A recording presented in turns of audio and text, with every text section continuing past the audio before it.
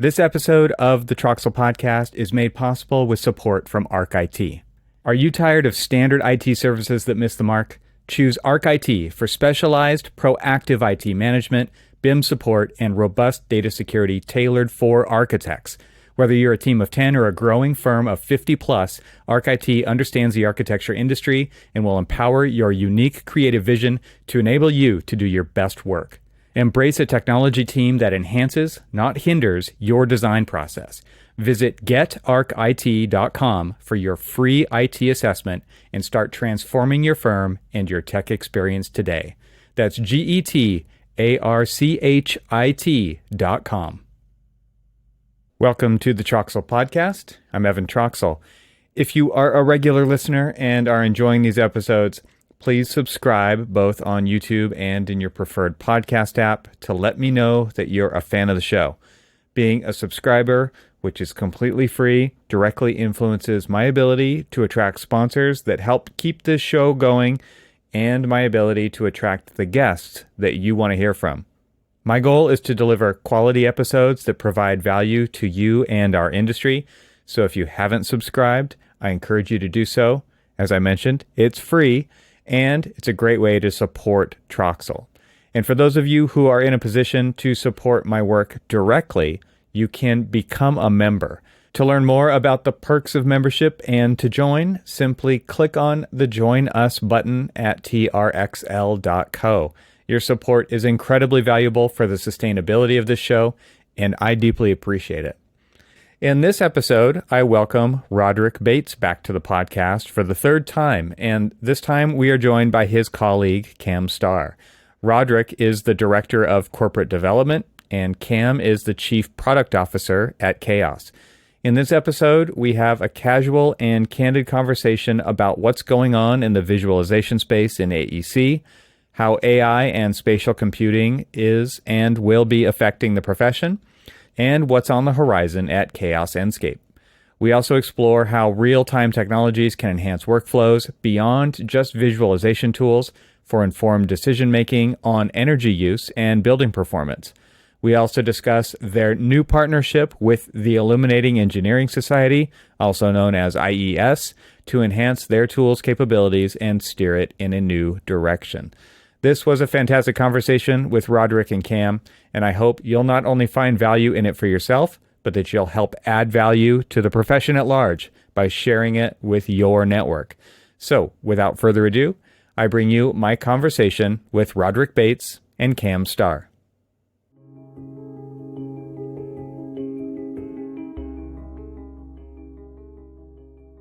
Honestly, I don't understand how people say it goes faster as you get older, because that is not my experience.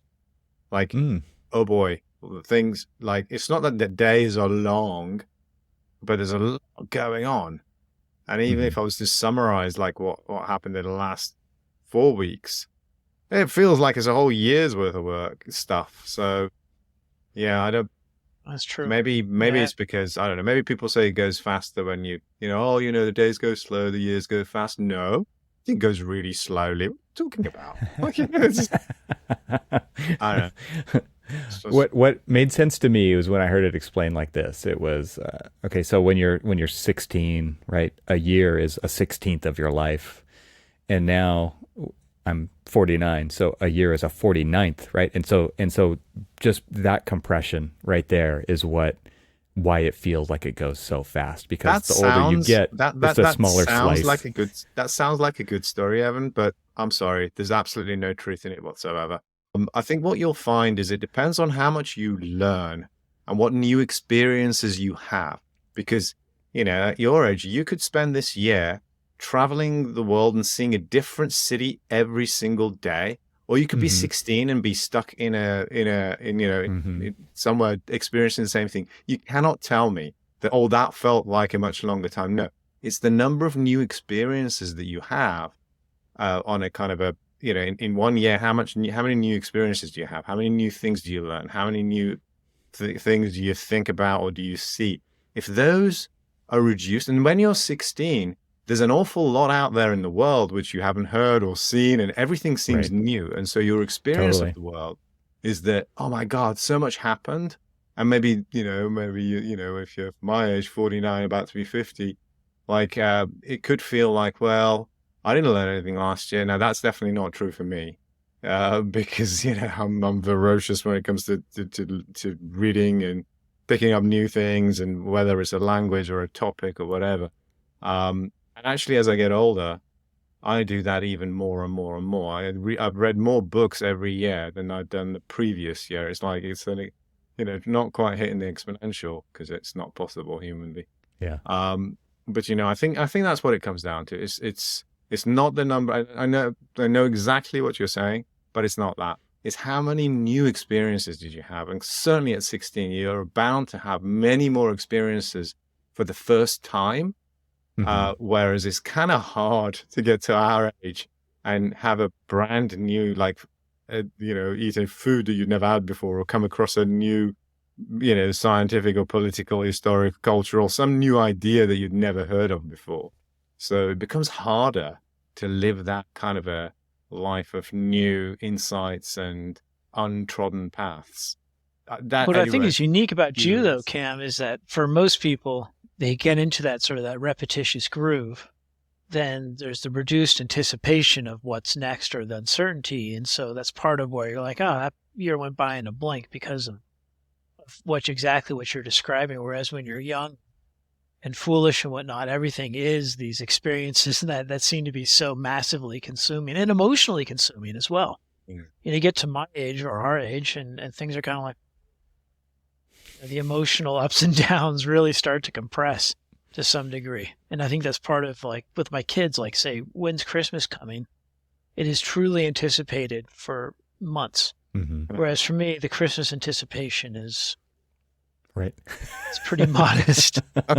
And so as a result, it's like, because you don't have all that thinking about it, it seems to go by faster. But it's the opposite effect, which I think is quite interesting. That for you, like, the more you have going on, at least on your end, regardless of anticipation or not, it makes it feel longer. Whereas for me, the busyness and all of that, in fact, would make it feel faster.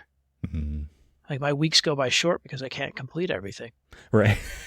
Yeah, it's like when you're young, you have your whole life ahead of you. My youngest is 17, and he's constantly kicking the can down the road forever. It doesn't matter what it is. It could be putting the plate into the dishwasher, or it could be a bigger, like getting a driver's license. So you're telling me I got 10 more years of this to look forward to, huh? Yeah, so he's Yes. always like, yeah, I got plenty of time to do that. And now look at us. We're like, we're out of time. We I gotta cram it all in. I gotta live 5 lives at the same time because I want to do it all.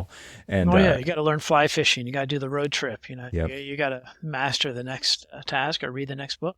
Right. Yeah. I think that there's something to all of this that is playing into it. Well, maybe we can just kick this off, and I can welcome you both to the show. It's great to see you again, Roderick. This is third time around the Troxel People are start getting bored of me. solar system. Never. And Cam, welcome to the podcast for the first time. It's great to have you both here today. Great to be here. And we got to catch up a little bit at Autodesk University at the Chaos Endscape booth, and you were both gracious to kind of share things that are going on in the world of architectural visualization. There's a lot going on at Chaos. I recently spoke with Peter Mitev, who you both know well, and obviously I've had some nice conversations with Dan Monahan as well. And this is just another opportunity to share what's going on. Before we go there, because I'm really interested in what you guys are seeing. You're super tied into a cross section of AEC that I think is a lot of people are interested in hearing about. We're seeing so much happen right now, especially in the AI side of things. But the visualization landscape is changing, right? And I'm interested to talk about that. But before we do, and maybe Cam will kick off with you, just give us an idea of where you've been, what you're working on, what makes this problem interesting to you. Why are you operating in this space? Mm-hmm. Sure. I started early. I've been into 3D since before 3D. That's how it feels. I was kicking around, making little 3D simulations on a graphics calculator in the 80s. and in the 90s, even late 80s, getting into the Amiga and playing around with that. And for my sins, I studied architecture, which, is the kind of forces you to think about space, forces you to think about design, the intersection, and how to really effectively communicate it, not to just your end client, but to everyone else who's engaged in that process, and how to better help folks understand what your intention is, what the outcome would be. I only remembered this just a very short while ago, that actually my master thesis in the mid 90s, and that's the 1990s, was the title of my thesis was Artificial Intelligence in the Built Environment. Wow.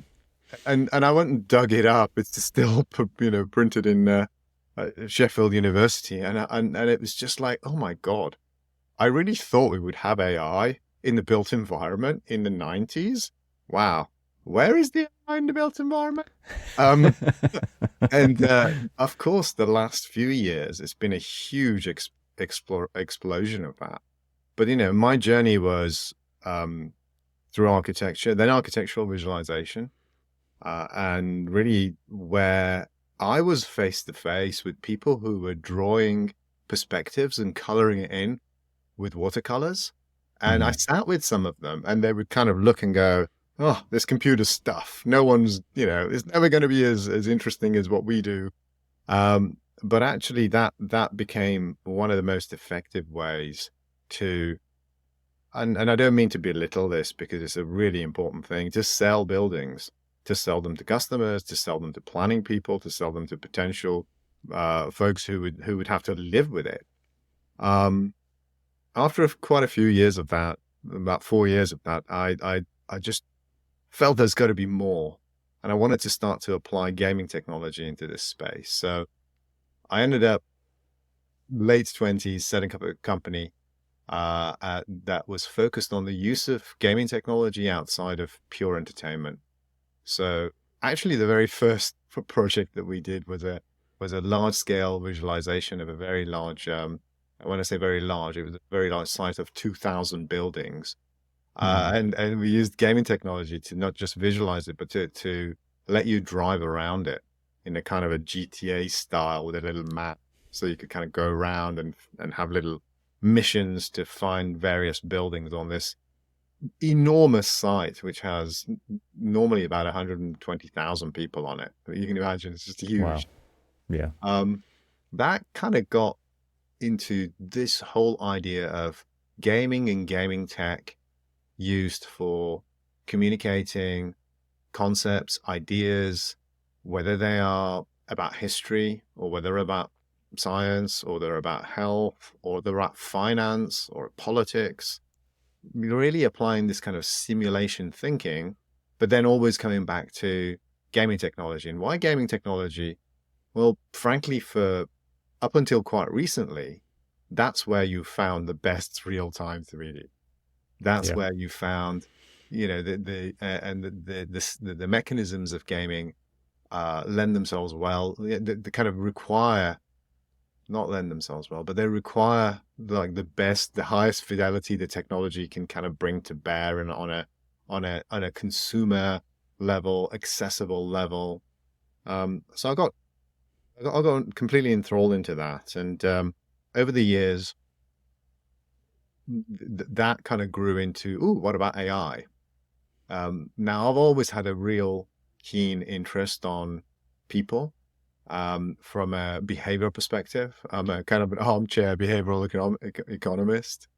I ended up doing a PhD around competition, collaboration, and groups of people, teams of people working together, and personalities, and how you could best use things like gamification or framing to get people to work really well together. And that kind of led into this space of affective AI.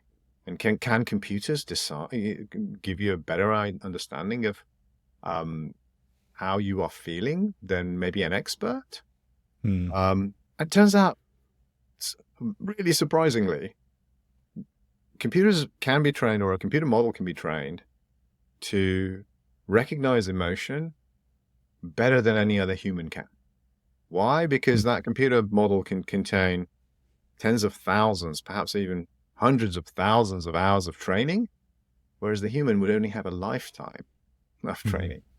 And that was really fascinating. It's really interesting in how you bring that to life, how you visualize that. And then life took a little bit of a change, and I fancied it a little bit of a change. So I helped grow an automation company for a few years. And after that, actually Chaos came along. I got a knock on the door. Said, hey, we're doing 3D. I said, oh, what kind of 3D? Architectural visualization. I kind of looked at him and went, oh, that's what I was doing 20 years ago. It's what's happening in this space. And the more I looked, the more it was clear that this space is going through probably one of the biggest revolutions that it has done since it started, from using computers to visualize. And the reason, and I don't say that lightly, the really step change in software like Enscape, and of course V-Ray has been around for 25 years now, but something like Enscape comes along, and it democratizes visualization, and I, again, that's not said lightly. This is the idea of something that was really specialist. You really had to go and trained, understood, learn the software, figure out how to light things, how to apply materials, how to set all of that. And suddenly, hey, I'm just doing my design in SketchUp, or I'm just doing my design in Revit or what have you, and I can get something that is good enough. That looks pretty damn good. This stuff looks really good. And that democratization. Never mind the technical side of even setting up the deployments to render a good V-Ray scene. Right. Real time, right? 60 frames a second. And of course, in the last 2 years, finally AI is getting some airtime. For those who've been very close to it for very many years, we've been kind of watching it and maybe involved in some ways, but it's that kind of a nature of the exponential. 2 years ago, we get the first inklings of GPT, and people are like, that's never going to replace somebody who can write a good sentence. You sure? Do you know how exponential works? Because that looked like 5%. Yeah, but then it'll be another 10 years before it's any good. Yeah, but you don't understand. This is not a linear progression. This is exponential. And we're starting to see that even more and more so with the rise of the large language models, but then applying that and seeing that in the visualization domain, it's getting to the point where anybody should be able to visualize whatever they've got in their head. And that's the kind of expectation, but that's also the challenge of what was in your head. Because is what you're seeing on the screen that came out of the latent space of a stability or a mid-journey, is that what you really had in mind? Or is that just what you're seeing out of the end of a prompt? And you kind of say to yourself, yeah, that's what I had in mind. And I think that's the real challenge. I like that. Yeah. But that's the challenge for us too, right? It's threading that needle between those two pieces. How do we as a company ride that exponential curve or exponential growth? Or alternatively, how do we avoid becoming cast to the wayside and becoming like the telephone switchboard operators of yore, right? I mean, that's the challenge that we have. And I think what's great about having someone like Cam here who's been tracking this industry for so long is that it puts us in a position to sort of ride the lightning, so to speak, here, as opposed to becoming a dinosaur. And it's really put us into a much more proactive position. Thank goodness, because it frankly will be an industry that will be fundamentally different in a few years.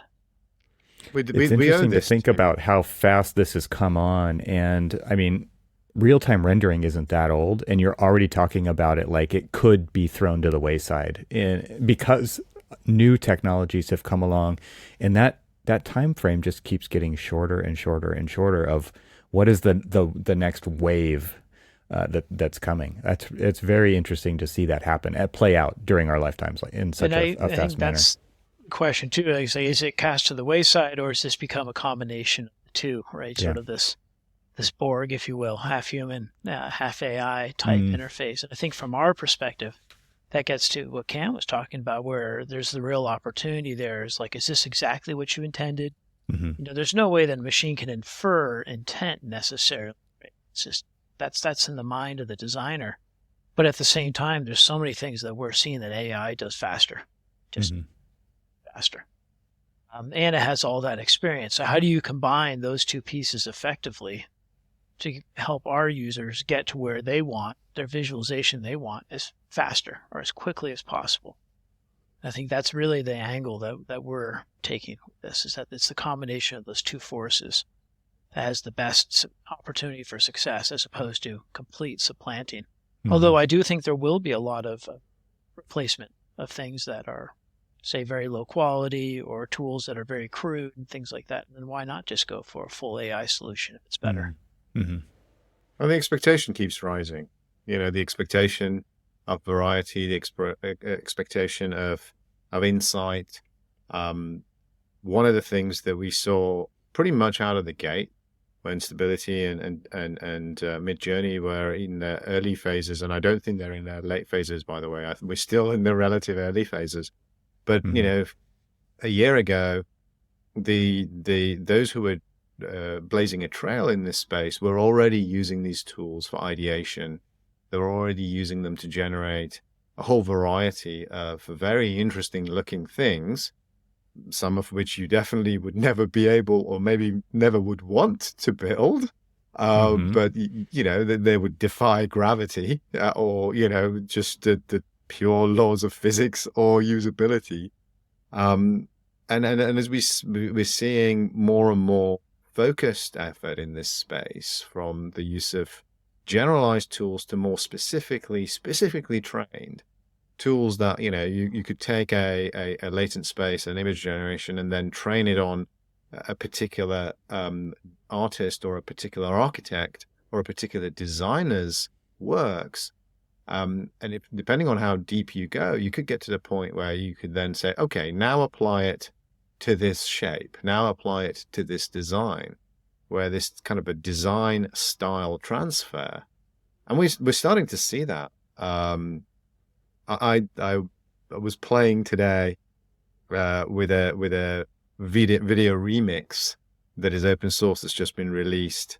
It's on Hugging Face. You can kind of play with it, where you can put in an input video, and that could be anything that you like, and then you can put in a prompt, and it will take that video and it will then reimagine that video with your prompt. So I took one of the samples that it has is a wolf that's kind of looking at it. It's a real wolf out in the wilderness that's looking around, and you can just put in a prompt sheep, and it turns the wolf into a sheep.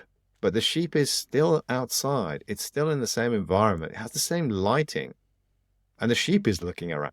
So you just replace the subject. I think this creates an enormous opportunity for even further democratization. And I don't mean just for the users that we have today, but for great many new people to be able to experiment, not just with visuals, but crossing this chasm that we have right now. We've got words that can be wordsmith. We've got images that can be image smith. I don't know if that's a word, but generated images. You've got video being generated. There are a few startups and few, on the very edges, who are now creating 3D, because when it comes down to, and that's all okay, in terms of something that's beautiful to look at. But if you are a designer and you work with the real world, with real physics and real materials that need to be joined together, and things that actually need to work, then there is something more than just the pure latent space, the generative space, something more that needs to be added into these models. It's not that it's not coming. It's not that people haven't thought it. It's certainly on, the sharpest minds who are working in this space are fully aware that the models to come will not only be able to generate images for you, but they'll also a deep understanding of the physical world and how things work in the physical world and how reality actually operates. We And haven't it doesn't have to seen. be complicated, right? I mean, we're talking about things like water management in the case of buildings, right? Mhm. Structural loads. I mean, these are things that are not, at least in the context of buildings, terribly complicated. Yeah. I mean, there's a limited number of parameters that have to be taken into consideration. And those have been solved time and time again, right? Like the engineering side of it that you're referencing there, it has a set of rules. And I think that was something in architecture that we were always kind of aware of tangentially, which was, that Cam, to go back to one of your points earlier, it's like this is never going to take over the job of a creative, right? And now, like the things that we're seeing come out of it are absolutely creative in ways that we didn't expect. And I think one of the big, I don't want to call it a lie, but one of the things that we believed was like the engineering problems were solvable by automation a lot more so than the creative problems being solved through systems like this. I mean, AI is not automation, but it's also not too far divorced from automation. Like you can tie those things together. I think it's really interesting to see this come. And Chaos Enscape is concerned about its future, developing products that are used by people. The professionals are too, right? Like we're also concerned about it uprooting what we do, what we deliver. I think one of the things that I had a long conversation yesterday about the new era of spatial computing that is, branded by Apple, and it's now landing, and the headsets are going to become a lot more. I don't know. There's just going to be a lot more of them out there. Yeah. The way that people are going to spend more time in these environments and creating these digital environments is going to then inform the physical world once again, right? People are going to come out of these headsets and absolutely be disappointed in the office that they are sitting in, right? They are. I've already experienced that many years ago, being inside of my designs in a VR headset and then coming back out into my office, and it's like, well, it was better in there, and it wasn't perfect. It wasn't even photorealistic, but it was good enough to really make me feel like I was there, and that is going to inform the physical world in substantial ways, I think. Like we're going to go into these environments that are going to be created and they're going to be augmented with tools and AI and all of these things. Like maybe we define the base and then it fills in details, and we're going to come back out and be like, I want to do something like that here, because it's just like what COVID did to the office. Like I don't have a gym in my house. It was at the office. Now I want a gym in my house, right? Because this is where I'm spending my time. I don't think it's going to be unlike that with the influence that it's going to have and the impact it's going to have back on the physical world. And so to see this technology develop, and especially at the pace that it's developing, I think it's going to start, it's going to create new opportunities that have never existed. We will be spending more time designing digital environments just for digital environment's sake, just to go there, call it escapism, call it the design challenge. So you're saying that rumors of the metaverse's demise were greatly exaggerated. We can see it in the way you could speak kids, to that. We can see it in the way our kids, and if you have kids of a certain age, they are probably really engaged with Minecraft or with one of the other world building things, and they invite their friends. And they're playing with people. For my kids, they have family members, all over the place, and they play with them. I think Roblox is sort of their preferred platform, mostly because it's the easiest one to collaborate with, although it's not necessarily their preferred platform to play in, but it's the easiest one to play together in. And so that it becomes sort of like their neighborhood sandbox, so to speak, which is pretty wild. Fortnite, as they get older, similar function. So what is it for the office? I mean, if the kids can spend hours in Fortnite, I'm assuming there's an office that I wouldn't mind spending hours. Yeah, So and do you think in yet. 10 years' time we won't be asked to prepare a PowerPoint presentation, or that we won't be asking somebody to put together a set of slides? I really hope we see that. Yeah. Well, so we're already seeing that with our customers, PowerPoint though. Presentation, but it's just like, come on, there's got to be a better We way.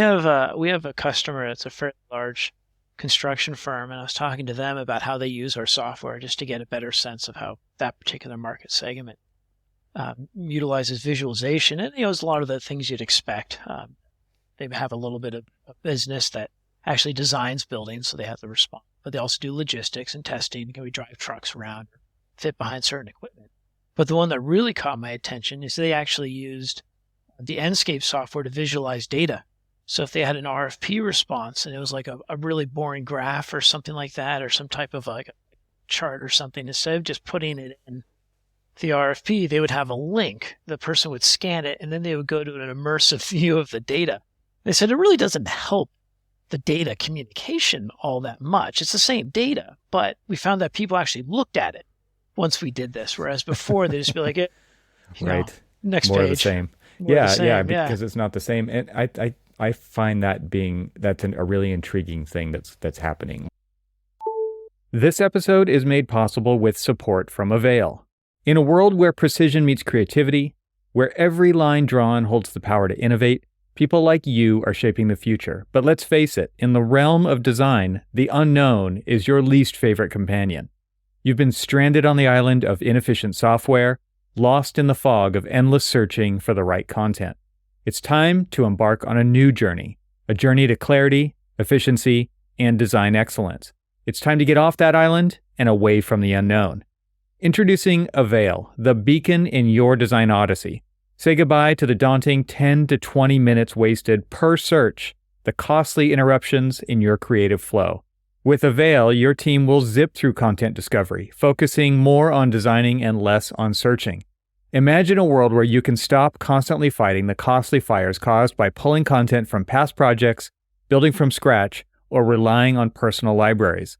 AVAIL isn't just a tool, it's a revolution for AECO firms. Organize, manage, and navigate your project information with a leader that's proven in reliability, relatability, and success. Join the ranks of the top AECO firms who've already chosen AVAIL. In just 30 days, you could deploy AVAIL and witness a dramatic reduction in costly design errors. Whether it's your first CMS or you're considering a switch, there's someone you should meet.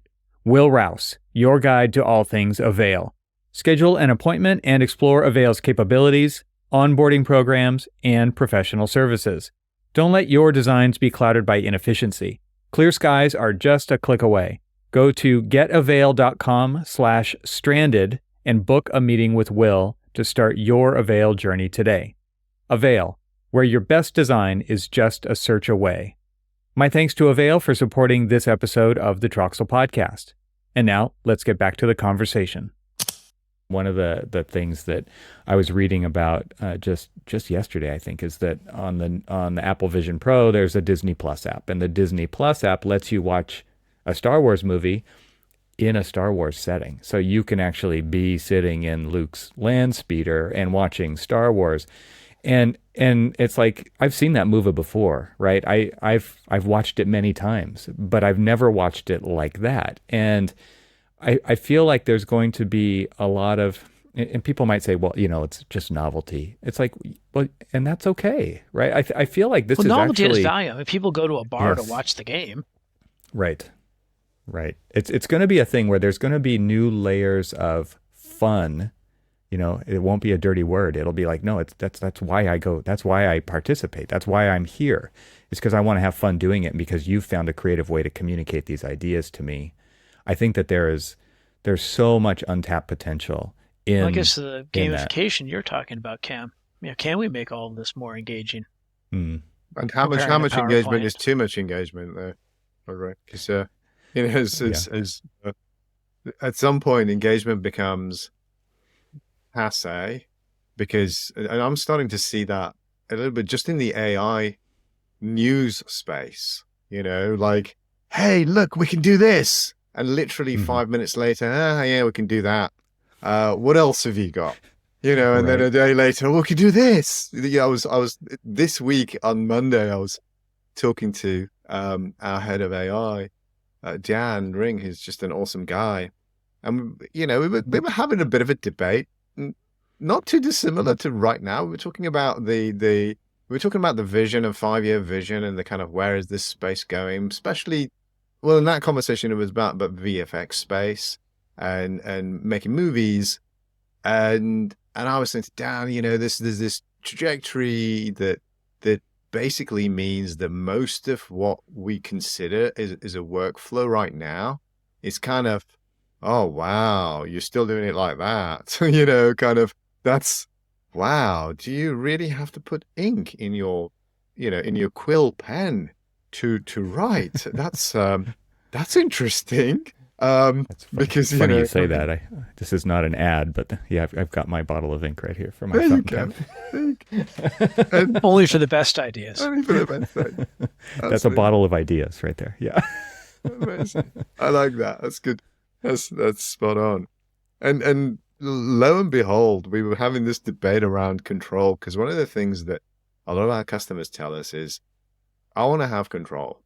I want to be able to specify exactly the thing that I want, and just for the machine, for my co-pilot to not just take the plane and take it to some place I didn't want to go, to just take care of the boring bits, the bits that is kind of going a bit flat, or I'm just going to get tired, and I don't even necessarily want it to take me to a land I'd never known before. I kind of want to go where I want to go, and I want my co-pilot to be there to help me. And we were having this debate about a startup that's kind of doing ideas to video. And, oh, well, yes, temporally not entirely as consistent it should be, and that's by that I mean, over a period of 15 seconds, the character can change a little bit, the background can change a little bit, it's a bit different. And I don't really have control on which direction this thing is going, because it's just generating something. And quite literally the next day, so had that conversation on the Monday. On Tuesday, there was an announcement by this particular company saying, now you can control like how things are moving, like, and you can control these things and decide what the trajectory on screen is. And I'm sending this to Dan and saying, Dan, the thing that we talked about on Monday looks like they've solved it. And literally today we were having a conversation. Yesterday.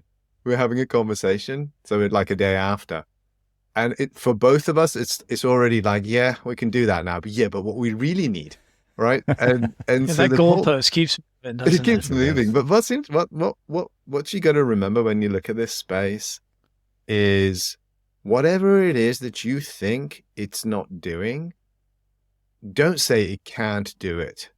It just can't do it. It's just yet, and there's someone working on it right now so that it can. And it will, because there's no magic in being able to represent thinking. Okay, maybe that's a big thing. I'm not talking about consciousness here. I'm talking about kind of focused thinking around something, the kind of cognition. So I'll leave consciousness to philosophers. Just cognition, just thinking about something. There's no magic anymore in being able to systematize that, because at the end of the day, what is our cognitive process? Our cognitive process can be described. It's not that dissimilar to what happens, in the brains of a creature that lived several 100 million years ago. Our brain physiology is still pretty much the same as the squid, and it's not that different. Of course, it's far more complex, and it has many other aspects playing into it. One of the interesting things that I believe will probably win the Nobel Prize, hopefully I'll see it in my life, it's an incredible piece of research that has been carried out for a number of decades, which was just published last year, at the end of last year, in Nature, where these researchers were very keen to understand the human brain and the nature of neurons. And many of us who are not in biology, including me, we kind of think, well, yeah, neurons, these things, that synapses and connections, and that's what it is. Well, it turns out the human brain has, and this is what the research had published, they wanted to know how many different types of neuron are there in the human brain. And if you'd asked me before this, I would have gone, what do you mean? It's just a neuron, right? It turns out that, the average human brain has 3,000 different kinds of neurons. And we don't actually know why are they different and how they all do, but we have 3,000 different kinds of neurons that operate differently. And it's almost like these neurons, you could kind of think of them as different appendages. Like, we thought we had 5 fingers. It turns out we have 3,000 different fingers. And not only that, what was really interesting about that was that the portion of the types of neurons that you have are as unique to you as your face and your fingerprint. So maybe I have 2% more of this kind of neuron and, 2% less than that. And these will have a huge impact on the way that we think, we feel, we experience the world, what we take in, what we can then produce. And I'm sure that at some point, our systems and our mechanisms can be sophisticated enough to start to really model even some of those nuances of how these neurons can work. And again, this is not science fiction. There is some work in this space, new ways to think about neural networks, and new topologies that get us close to this horrible feeling that the machine is alive. And, we're now in the domain of the conscious machines. But maybe short of just being alive, that brings up one of the aspects of a lot of the AI tools that are out there is that they're one flavor. They're one set neuron types, or maybe one proportion of neurons, and that's it. And it's like, you don't get your version of these. And it gets to that idea of the training set. People want to be able to get the machine to think the way they want it to think. In some way, shape, or form, right? They want to train it so that sort of it's in their image, maybe, or what have you. And it seems like that's a pretty fertile ground. And we actually got a lot of comments along those lines, Cam, at Autodesk University. We presented some of our concepts. People were like, we like this, but we want to make it ours. Yeah. And frankly, we get to some degree the same feedback on our easier to use software Enscape. So people say, great visualizations, but if I go into an interview and the last firm used Enscape, and I'm using Enscape, sometimes people say, oh, I saw that person before, or, the way it looks, the style, it's similar. And the mind picks that up, and they want to create something that's their own. So even though they're using a tool, they still want the individuality out of it. Well, I mean, that is the final outcome of democratized tools, is that everybody has the same tools, and therefore they have the next same... thing you know, we're all wearing overalls and eating the same food. we're all wearing black Nikes, and That's right. Drinking Kool-Aid. Well, Roderick, you brought it up. We maybe prematurely announced the death of the metaverse before it was time. Where are we with that? Because the last time that you and I talked on the podcast, it was really about tools, workflows, putting things into the metaverse, and now again, a new hardware is coming out where the interaction with digital space is going to change. And it's not like Apple's the first one there. Obviously, there's been a lot going on there, but I do think that they're going to present it very differently to people, and it's going to change expectations. And they're not going to call it the metaverse. They haven't yet, right? And so where are we with that? I'm sure that you're still tracking that with your background. For sure, I'm tracking it, and it's also still contentious. I know that Cam and I have different opinions on this, which is good, right? You want to have some of that productive friction around it. But when I look at the larger industry, I mean, the one thing that's obvious is no one's saying metaverse anymore. It's become a dirty word. If you look at the price of like a plot of land in Decentraland, I think it's gone from like $9,000 down to a couple $100 or something like that for a plot of land, like for this peak down. So clearly the people have spoken. The technical problems, though, that I felt at the time were inhibiting some of the aspects of the metaverse are still there. It still takes a lot of computational power to support an environment like that. And that hasn't changed. And so what do you have in a metaverse? Well, you have a place that visually speaking just isn't as compelling as it should be. Compared to a video game environment, it's pretty flat. Well, who wants to spend time there, right? It's like going into an office with fluorescent lights and a stained drop ceiling. I mean, it's just no fun at all. So there's that aspect of it that I think still hasn't changed. But what we are seeing, though, is places that maybe aren't metaverse by name, but are metaverse by experience, are continuing to grow. One of them is, as I mentioned earlier, Roblox. It's seen actually pretty tremendous growth. We're talking, I think it's something like 70 million users, active users, or something like that. I mean, it's pretty phenomenal when you think about it. But what has it done? Well, it's captured a particular segment of the market, kids. It's made a very safe place for them to play, allows for interaction, and it's appropriately dynamic, which I think for a lot of people is exactly what they want. So that one, I'd say, yeah, it's still functioning and functioning really well, and it's vital. But we're also seeing something else, and I wouldn't say it's a strong trend at this point, but we're starting to see more and more immersive shopping type experiences that are coming up. Something that we saw recently at Crate and Barrel has a immersive store. Macy's has one, so maybe a little bit more of like a video game. And we've talked to a lot of companies in the space and some that are in 3D commerce, and they're saying they're hearing from a lot of people are asking about, hey, how can I get an immersive store? So it's not just scanning a grid of products, but it's something that's more interactive in the sense that perhaps actually going into it.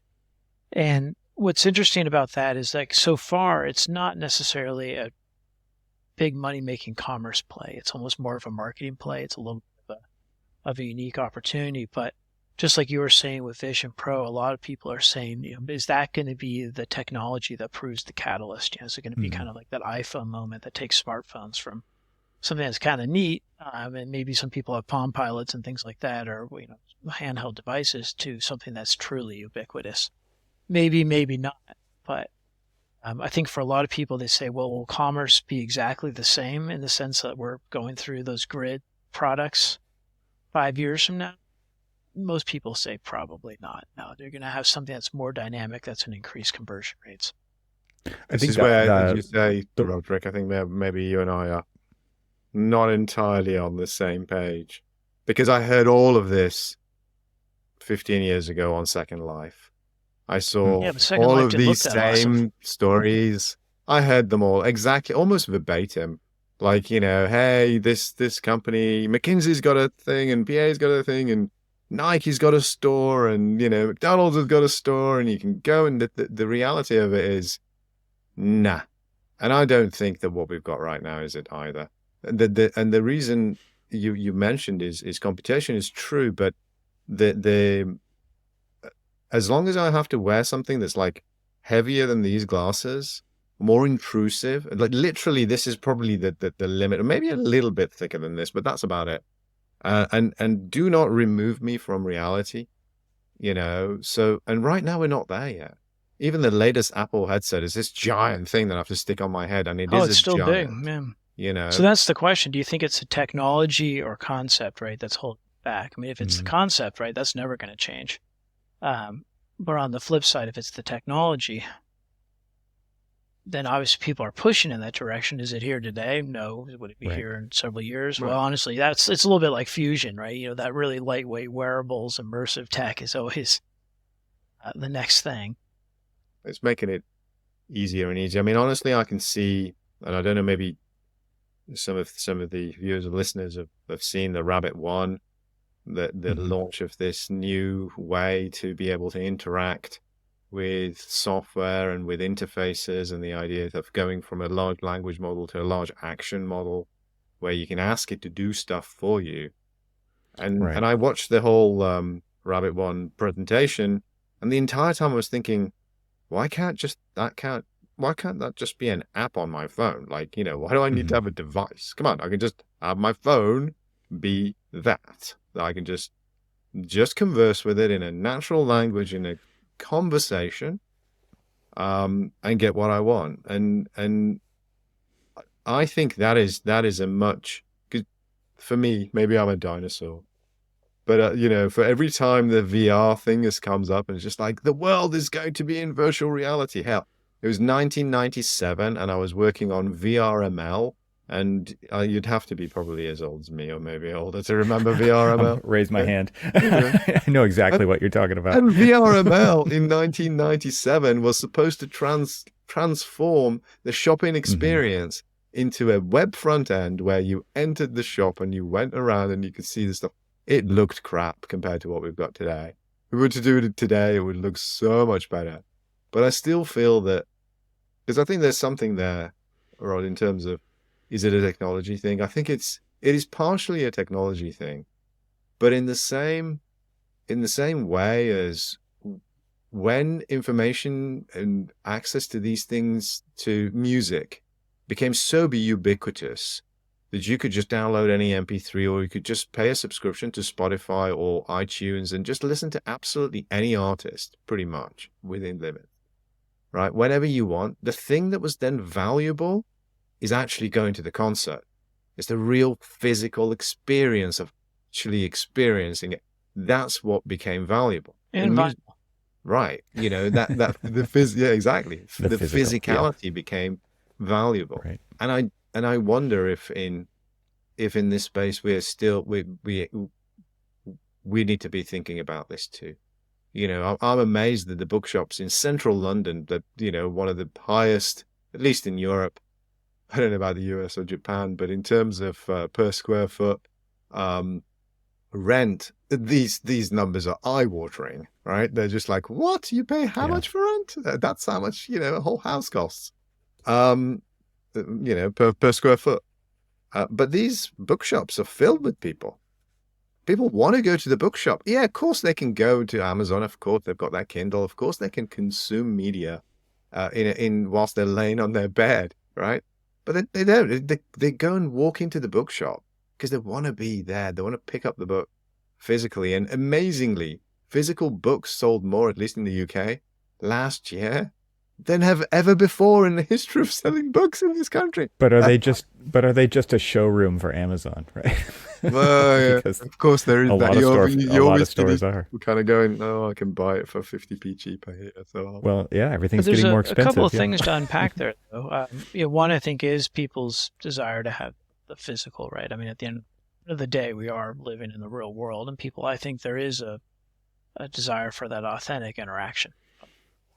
It is more desirable. It's like telling someone you went on vacation, and it turned out that you bought a slide tour to go to the Azores. Just isn't going to be the same as actually going there. So there's no doubt about it, right? There's a value in that authenticity, smelling things, you know, feeling them, and maybe the ups and downs that go along with those sort of things as well. But the other side of it too is it's not just about some of the technologies actually really are well developed. Like it doesn't have to be a VR experience. You know, people aren't playing Fortnite or entering Roblox in VR. Right? It's a traditional screen experience. So in some ways, you know, maybe the technology's it's there. And what we're seeing is what we're seeing. And maybe a improvement in immersion isn't going to move the needle in any way. I wonder. Well, Sorry, go ahead. I was just going to say, at some level, I think you get to walk away from that screen, right? You would walk away from a headset too, but I think there is kind of like a nice, it's like a compartment of my life. It isn't my life. And I like to turn it on when I want to feel that, and I can turn it off when I need to do something else. I think that there's something else there that's not just about experiencing something all the time. I would agree with that, although you always hear about phone addiction and things like that people have. So, and I guess an addiction obviously implies that people would rather turn it off if they had. Yeah, I kind of see the opposite. Capacity. Yeah. Just to go back to something you said earlier, Cam, one of the reasons that the R1, the Rabbit R1 can't be an app is because that's a gatekeeper for them. I mean, you basically have to ask for permission to make something cool from the two big gatekeepers on the planet, right? And for you to only be able to deliver what they want to deliver, they're under the thumb of somebody else. And that's just something that I heard the founder say. It's like, I'm swinging for the fences because I can in this way. I can't if I do it through them. I can completely understand that. And, you know, on that, I saw it, I thought that, but I also thought, well, Samsung is going to be doing this. There's going to be devices, if you know, LG is going to be doing this, all of those guys. I want to go back to the question of authenticity, because I think it for me, when I think about the future of designers and the future of creators, there is something, and I know it's not directly related to the space of VR, but for me, this is something about design, communicating design, understanding design, being able to create something that your customer, your client really wants. And whilst it's feasible that somebody could automate the entire process of maybe designing a building, I'm really doubtful whether that would ever come to fruition in the way that people pretend that it would. Because there's something more than just giving somebody the ability to write a prompt and have the full set of drawings, and the, the building schedule, or if it's a product, all of the kind of specifications are ready to go and to be printed and assembled. There's something here about the role of the designer as not just a conductor, but, and I'm struggling to find the right word, but the individual who navigates the design space for you or with you to arrive at the thing that you actually really want, to tease out and think about it in the process of designing a house for someone. Sure, maybe at some point I could ask a prompt and say, I've got a land that is this meter, or here's an aerial photograph, create me something.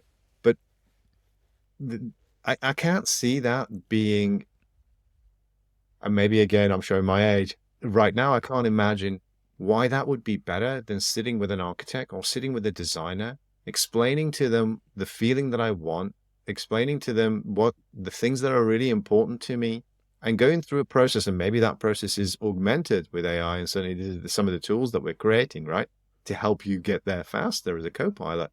But for the role of the designer, for the creator, they are the conduit. And perhaps they're not always necessarily the original originator, but they're the ones who make sense of what it is the customer wants, the client wants, and helps to then bring that to bear in a design, of course, with assistance, which to me is, again, goes back to this idea of authenticity. Another way that I've thought about it is any fool can go and buy a load of clothes and stick it on someone, but not everyone can actually put together a really good outfit, and a really good outfit is one that maybe breaks the rules a little bit too. Right. Mm-hmm. Which I think is part of what you're saying. I think a lot of architecture is breaking the rules, right? Like that's the whole the building code is something that we are constantly navigating and finding workarounds. Yeah, no one ever takes a sitting down. Right, in the design process. Everything's negotiated. Right. And I think what you're describing is almost a bit of a therapist, Cam, right? They're listening to you, they're interpreting, right? And then they're also helping you navigate what are going to be inherently a series of compromises. Everyone goes in with a BMW aspiration and a Pontiac budget. It's just, there's always a mismatch between the two.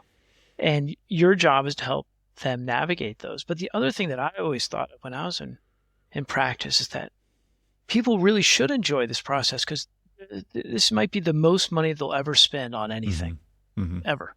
And well, yeah, they should have fun. This shouldn't be like pulling teeth or going to the dentist or something like that. This should be something where, in fact, they enjoy this process because they are paying a lot of money for it. This episode is made possible with support from Confluence. Picture this: October 2019, Lexington, Kentucky, the birthplace of Confluence, a place where tech leaders, AEC product developers, and practitioners came together for 3 transformative days. It was more than a conference. It was a confluence of ideas, discussions, and unforgettable social experiences. Since then, over 200 attendees have experienced the magic of Confluence. I've had the privilege of being part of 3 of these remarkable gatherings, 2 in Kentucky and 1 in Orange County, each one a melting pot of learning, collaboration, and camaraderie around a topic shaping our industry. And now we're thrilled to announce the next regional Confluence event in April 2024 in the vibrant heart of New York City. This time, we dive deep into the realms of AI and machine learning, unraveling their mysteries and potentials in our industry. Are you interested in being part of this exciting journey? To continue the conversation, to shape the future? Visit the link in the show notes for more details. Confluence, where ideas flow, connections form, and the future of AEC technology is shaped, one conversation at a time. My thanks to Confluence for supporting this episode of the Troxel Podcast. And now, let's get back to the conversation. Absolutely. I agree with what you're talking about here, because, and I guess my question for you both is, do you see a point in time, maybe the near future, where there's a huge backlash against a lot of this AI generated stuff. And it's like there's going to be a push back to authenticity or a stamp or something that says like, this is 100% organic. That's what I was saying. It sounds like USDA organic. I think Right. that there would be, right? I think there's some value in craft. It's like you can buy a knife that's probably just as well made out of a factory as one that's made by hand, but people are absolutely willing to pay hundreds of dollars for a handmade knife. That's funny that you say that. I just watched a YouTube video of a guy who makes $200 knives basically by hand, and he blacksmiths it from the beginning to the end. And it's like, yeah, you can buy the $20 one on Amazon. Absolutely, you can. It won't fit your hand like this one fits your hand. It won't go into the sheath the way this one snaps into the sheath. It won't hold its edge as long as this one will hold its edge. And there's so many little decisions that were made along the way that were gained through wisdom and experience and application of technique over years and years of craft to establish the outcome of this process, like there is in the $20 version on Amazon. And it's like once somebody buys that knife, they're never going to want to use another kind of knife again. But not to say that people will want to build another building and work with an architect again. That's right. For some people, once is enough. But what Right. about when it's indistinguishable? I think that's a little bit of the challenge too. And I still feel like there's an inherent value in craft. I mean, you can get a print of all sorts of paintings, but people absolutely value the original. Mm-hmm. It's the same thing with cars. You can get a reproduction Cobra, Shelby Right. Cobra, and it's going to be worth a heck of a lot less than the real deal. Yeah. And in fact, it might be better than the original. I just see that there's going to be a kind of an organization or a bifurcation of spaces online and in the real world where it's like only organic, right? It's just, this is done by hand. These are things that have been thought of by people. They're not, it's interesting, right? Because you can see communities like the Amish community is an example of this. Not that they totally shun technology, but they study it intensely, and then they only accept technologies that reinforce their values and don't break up the values that they've established as a community. Those are the ones that stick, right? And I could see that similarly happening in this space where it's like and I think it's really going to show up a lot this year because of the elections are coming. We're seeing so much generated content, right?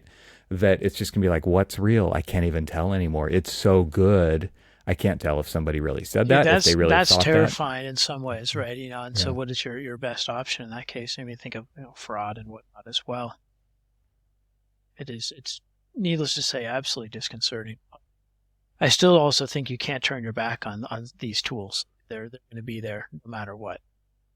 And what we're trying to do is like I was saying before, we're trying to thread that needle and say, okay, how do we take these tools to help you become a better artist? It's like, okay, we're not trying to replace the craftsman making the knife. We're just trying to help give them, like, say, a fan that automatically blows on the coals, so replacing, say, hand blown bellows or something like that. It's that sort of thing where that's what we think is, turbine. Exactly, cranking it away, right? Yep. And if we can do that, then we think that's the ideal compromise.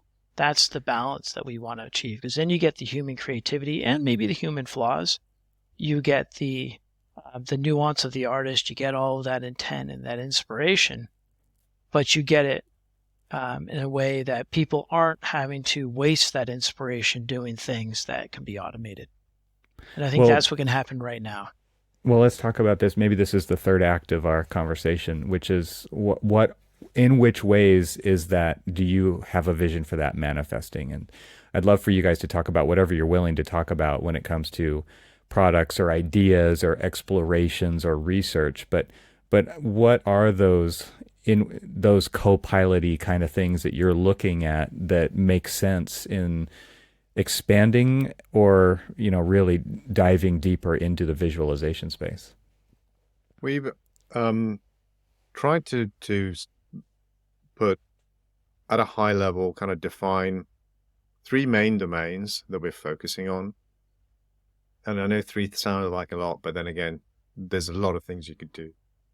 The and these are in no particular order, but the first one we're going to talk about is around assets. And assets, creating assets and capturing assets.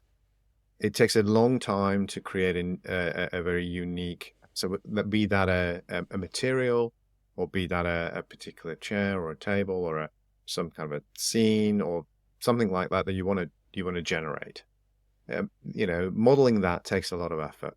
Creating a material that looks really realistic, that looks as realistic as the real thing. This is what some of our software is best known for. You use V-Ray because you want to have photorealism. But guess what? You can't just start rendering because, well, what about the material? And there's a ton of materials. There's a ton of material, but the complexity of a material. Take what looks like that's just wood. Oh, that's just a floor. That's just a parquet floor. Well, if you were going to create that so it looked photorealistic, you might have 20 or 30 layers. It's not just the texture. It's the specularity, it's the bumps, it's the interplay of all the different things, it's the idiosyncrasies of the tiling, it's the fact that how it butts up against the edge of the wall properly so it looks natural. Absolutely, all of that. And that takes a huge amount of effort, where really as a designer, I just wanted a really good looking wood in the way that I was thinking. I don't want to spend 2 or 3 or 4 hours even as a professional having to create this, because this is just the floor. And of course it needs to look right, but I wanted to focus on the space. So some of the work that we're doing is actually very much aligned. We've got a project which should be launched this year, which is around giving you that ability to be able to create materials just through conversation, but the outcome is not an image. It's not a black box. You actually get the full material with all its layers, with all its settings. So if you wanted a little bit browner, a little bit darker here, a little bit more, highlighted, you can tweak it. You can tweak it to get it exactly where you want, but it'll do 90% of the heavy lifting for you. Yeah, I mean, it's indistinguishable from material that you could have created manually, if you will, taking hours. I was thinking, Roderick, when you said there's so many materials, I'm like, yeah, and none of them are right. Yeah. Well, that's part of where you think of the conversation, right? And that's the idea. It's like, no, just a little bit this, a little bit that, and all of a sudden your iteration loop is near instantaneous. Right. So that's one of the spaces, and of course there are others who are working at kind of creating 3D models and things like that, and I think that's also quite interesting. But for us, the thing that our customers were asking for is, can you please cut down the amount of time it takes us to create the material that I want, to your point? Because the library, I don't want that. But actually, if you could start with that, and I can then explain how I want that changed and evolved, which is the next iteration of this project is, you don't even have to start from scratch. You start from something, and then you converse to refine it and augment it. And then you still get back something that you can still control and very fine tune, accurately control. And that's, there's a whole bunch of things in there, but that's one that we will be releasing this year.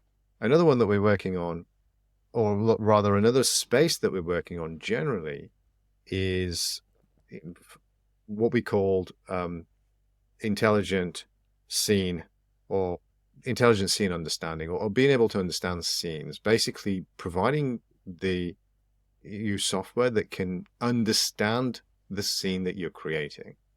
Now, why would we want to do that? Well, there's quite a few things. If the machine could understand what it is that you're trying to do, or at least you could say to it, hey, this is a kitchen, right? Lay out the furniture for me. So it could then, in a kind of a smart way, populate the scene for you. And that may come from a set of assets you already have, or it may be generated. But in the first instance, we're going with the assets that there is in the library. So if you want to set up the kitchen, well, I've designed the kitchen, but it's going to put a table in there, It's going to put a bowl on the table. It's going to put fruit, in the bowl. It's going to put cups and things. It's going to make it look lived in. And so all of that set dressing, all of that designed to help you breathe life into that space is done for you. But again, that's not an image. It's the 3D content. So then if, chair's not quite where I want it to be, You move or it. Yeah. this is not exactly where I want, but it does all of that heavy lifting of, here we go, we've set it up for you. Do you want this setup or this setup? Okay, I'll start with this setup and then I tweak it. So, and that's kind of one application which we're working on. In that space though, if once the system can understand, or at least your intent, well, with intelligence and understanding, you could do lighting, create a particular mood. Hey, it takes, you have to be, people go to university and spend years trying to figure out exactly what the perfect lighting is. And I don't mean just for rendering. I mean, back in the real world, lighting design is a thing. It takes a lot of effort. Yeah. Why couldn't I say, hey, I want this kind of a mood, and for it to create me a whole set of different potential options for me to choose from, and then to refine. So again, the outcome is not just a picture on the screen, but actually is your lighting setup, and now I can refine it. There's a lot of interest within that of saying, well, can I replicate a particular style of a visual artist or a particular firm that has great renderings and things like that. So there's an interesting angle that can go. I mean, there's no one perfect lighting solution, but I think there's a really great way of, in that case, maybe not just improving workflows and making it faster for someone to get to the conclusion, but also even giving someone who, as Cam was saying, has a real mastery, and actually making that mastery accessible to people that simply just wouldn't know how to manipulate the absolute myriad of options that you have. Pretty sophisticated piece of visualization software like V-Ray to achieve those perfect levels of lighting. And you could also apply it on something that we all need to do, and yet, I kind of it's fear, like, hey, anyone can hold a camera, but can anyone frame a shot? Just that, just having that composition, having the eye to be able to create that composition. Well, we have professional photographers who spend years experimenting with the perfect framing, with the perfect moment and the perfect angle to capture the essence of what it is that they're trying to communicate. And somehow we just expect people to be able to go, yeah, you just put a camera in the scene and you just point it at what you want. Why is that the best outcome? And actually, I would argue, unless the person has some level of skill in being able to pick the right depth of field, pick the right not the right aperture, but the right lens size, it's going to be hit and miss. Well, why can't that be something that could be supported? And which is another project that we're working on, to just help you set up cameras and set up shots in a way that deliver interesting composition. And again, make it easier for you to communicate just what you can see, because we can all see and we can all go, well, that looks like a good shot, but really, it takes a real specialist. So that there's a whole load in there in terms of projects and ideas and things that we're working on. And the third kind of category for us is, and this kind of goes a little bit back to Rabbit One. Internally, for us is intuitive interfaces or intuitive collaborative interfaces. What do we mean by intuitive? I mean, I don't have to remember which screen I have to go to and which option I have to pick in order to do the thing that I want. I should just be able to intuitively say, I want to modify this thing, or help me do this thing. And there is an expectation, and this is generally the trajectory, is you'll be able to talk to your software in a way that is much more intuitive than navigating a very complex menu system. Even if it's a simple menu system, in order to do something, sometimes we underestimate how much time you're spending just clicking to get to the right thing so that you can then, play with it in order to, there's a huge amount of time that takes. And an intuitive interface should allow you to just say, hey, I'm trying to do this. And either it just brings up the right screen, or ideally it kind of does it for you and just brings you up the only points of control that Right. you need. It's contextual in that way. Yeah. It's like recommending or even learning from things you've done in the past and saying, okay, I've seen this pattern before. Here's probably what's coming next, kind of a thing. That would be absolutely amazing to have the kind of the history of the way that you interact, and to be able to preempt you in a way that doesn't feel intrusive, actually feels quite helpful. And that's, again, we see some of that in the way that maybe if you use the Google Gmail suite, it's now kind of predicting the next few words that you're going to say. So you can just press tab. Right. Or if you tend to respond in the same way and a message comes through, one of the options is the way you talk, but apply that into the kind of into the software, into the interface. And of course, those are kind of more application oriented. And that's not to say just using machine learning to improve the visual fidelity, the level of noise that you might have in this on a thing, or everything around it. We continuously go back to our roots, which is to focus on the workflow, identify bottlenecks, identify friction points, things that are the works of a specialist. And this year we'll be bring out some amazing capabilities that allow you to visualize what your building does in the real world when it comes to energy use, and comfort and lighting and all of those factors at design time in real time. How much carbon is my building using as I'm designing it in real time? Right. Yeah. And these are, again, go back to kind of the workflow and the way that what happens today, it's laborious. You design something as an architect, you have to then give it to somebody else to go and analyze it for you, and maybe they'll come back to you 2 weeks later and give you a number, and you have to guess how I'm going to be able to improve that number. You have no dial that you can see in real time.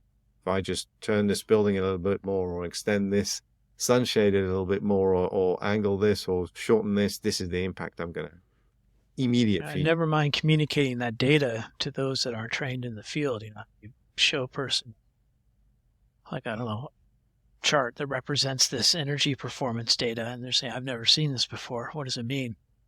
So and that kind of information is so useful. It seems like a lot of these things that you're talking about, Cam and Roderick, go back to helping me as a designer sell design.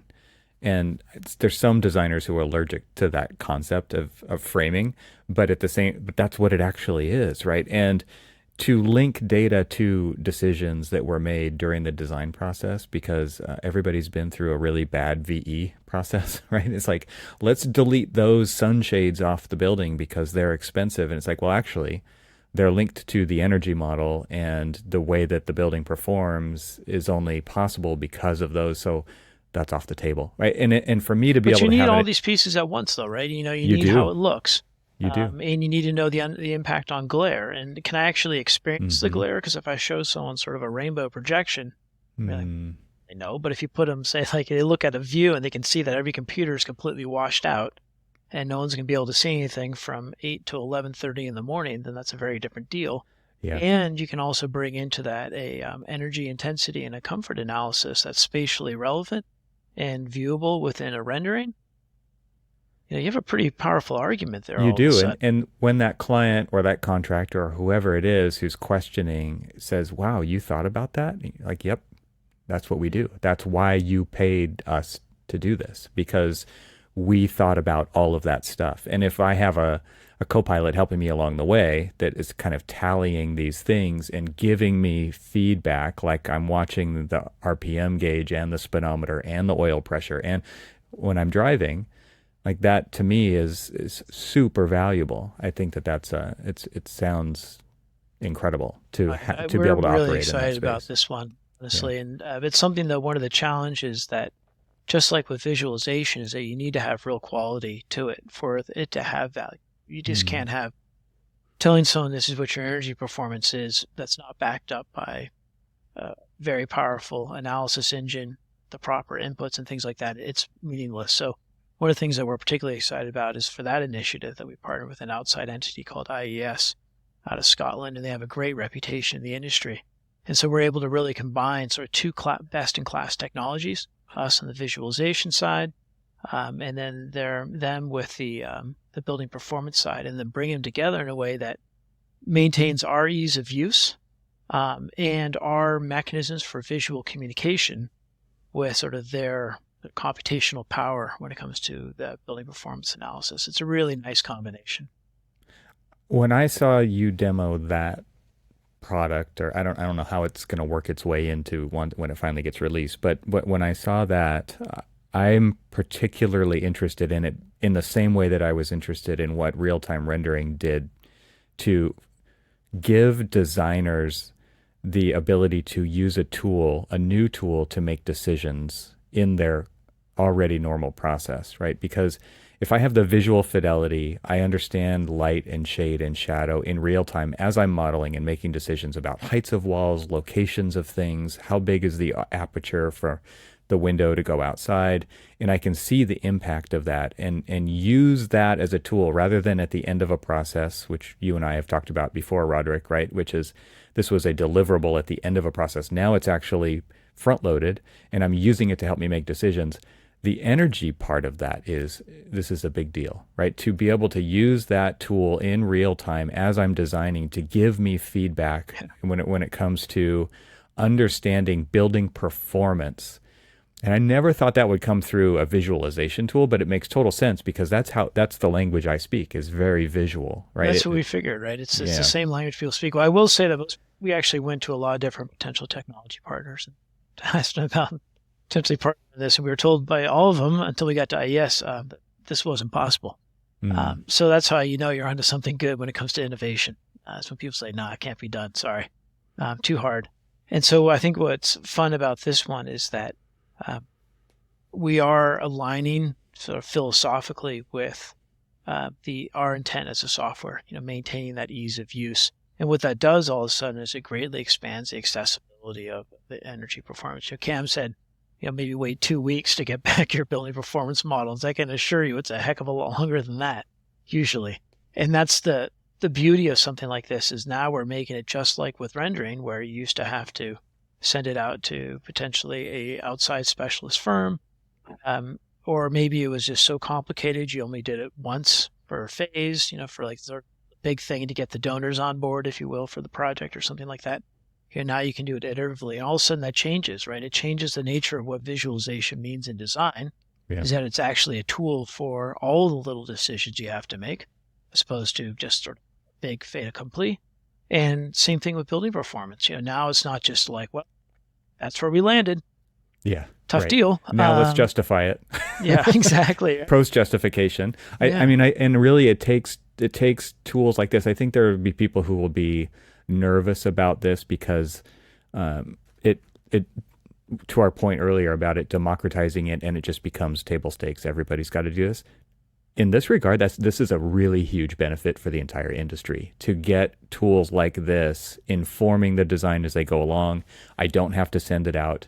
I don't have to wait 2 weeks. I get the feedback immediately. I know if that decision is good or bad immediately, and we can move forward and use that tool to make our buildings better immediately. I think that is the kind of thing that shouldn't scare anybody, and the democratization of tools like this is really going to help the industry move forward in meaningful ways very quickly.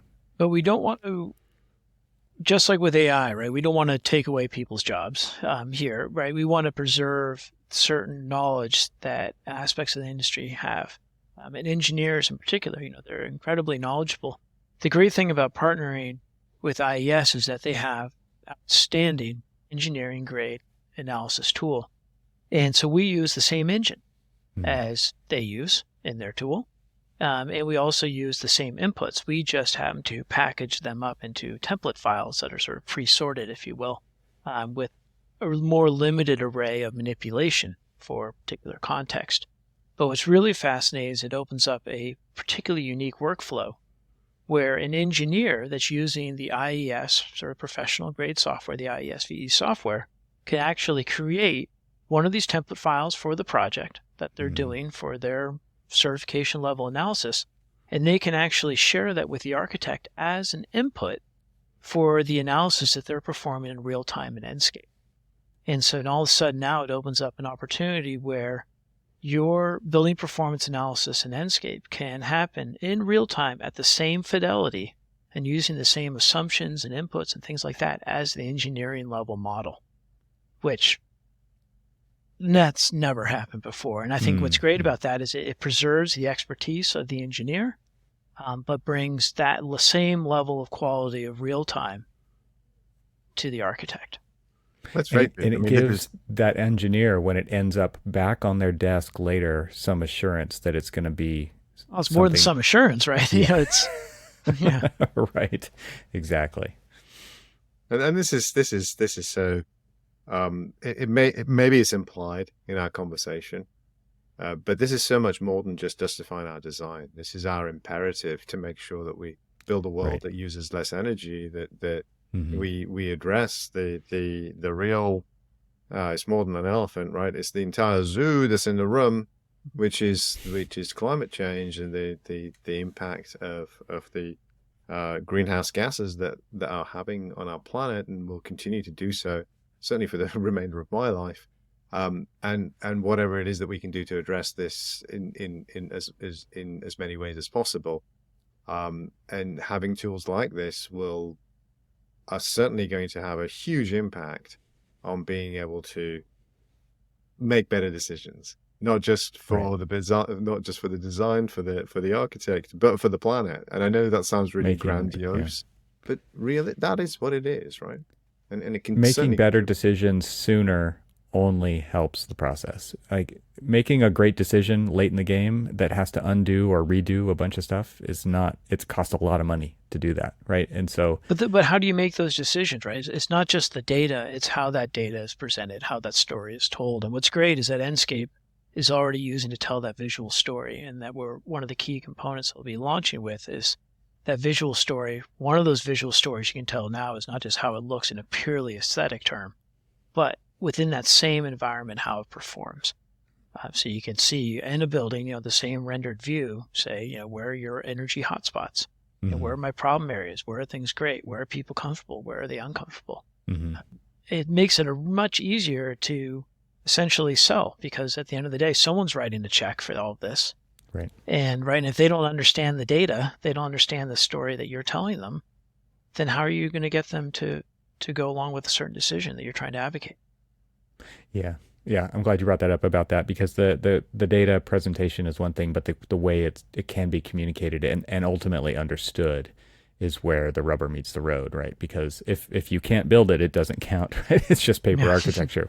And the point here is to build better buildings. And so I'm surprised to see tools like this coming from a visualization company. And I shouldn't be surprised because of the people I'm talking to, because you're thinking much bigger about the problem and the challenges than we've ever experienced before. I know that there's a lot of people in our industry who are wicked smart and doing the same caliber type of thing that you're doing. I'm really excited to see that coming from you, and it's coming from an unexpected place, but I'm happy that it's coming at all. I think it's coming from the place that had the hardest problem to solve, which was that visual side. How do you tell the story with this data? There's a lot of different tools out there on energy analysis, and the biggest difference among them is sort of it's the calculation engine, obviously, but it's also how complex or what kind of user interface you might have. I mean, some of them are just spreadsheets, right? Some of them are, there's it's really like flying a 747. Yeah, exactly. Mm-hmm. So I think that why it's coming from a company like us, and why I think it had to, is that we just brought this imperative of ease of use and visual communication that you just wouldn't see from sort of an engineering energy model first company. And our driving force is, to really focus on workflow and to democratize. Make things that are for specialists as easy to use for designers, so that they can really leverage it in their decision-making process, and to focus on the workflow. And this, of course, it's easy to say, well, now we know, of course, it's obvious, but this is the approach. Look at the workflow and identify elements of friction, identify pieces where you think, oh, well, that's a real specialist. To Rod's earlier point, I have to send this off for someone to do the visualization. I have to send it off to someone to calculate this piece. I have to send. Talk and about every loss time of we control, hear that, right? Every time we hear that and we see that, the kind of little ears prick up. Hang on a minute, can this be made so that you can flex it as a part of your design experience? I mean, and it's maybe this is because, and I know, I'm in company of friends, but maybe this is the architect in me, kind of looking at our profession over the last decades and maybe longer, and seeing how it went from the architect who had complete control over every component, the structure, the design, the every piece, to it becoming compartmentalized into a series of very narrowly defined disciplines. So the architect is now no longer in charge of the structure, in charge of the services, in charge of lighting, in charge of the materials. No, it's just no longer, it's kind of, and then they're looking back at technology and going, hang on, can we just bring some of this back into the design so that we can really flex what a building looks like, feels like, and perhaps even how it's built as we're designing, as we're thinking about the design itself. That'll be an awesome outcome. Just then, I'm not making apologies, but that would be a great thing as an architect, seeing tools that really help somebody make better decisions from the multifaceted angle that we have historically meant to have, and should. So it's a cohesive solution, right? It's not just a bunch of parts that have been stuck together. Because if you have that, we've used the term all over, for decades and decades about the master builder, but this idea of somebody who is the orchestrator, and that could be a small team of people, or it could be a person, but it's that kind of thinking to bring the level of craft of really making sure all those puzzle pieces fit together exactly like how they intend. And maybe to bring it down to the sad reality too of clawing back some fee, because that's the other side of it. That's been hurting. It's worth something, right? Well, gentlemen, I appreciate you sharing these visions with us and sharing a bit of the roadmap of things that are to come, and maybe some unexpected things that are going to be coming.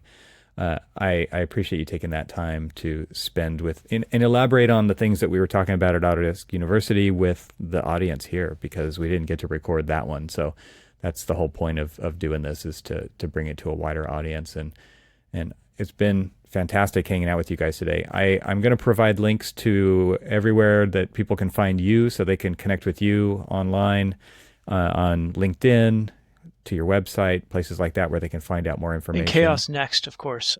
It's chaos.com/next is the particular website where you'll find a lot of our AI initiatives.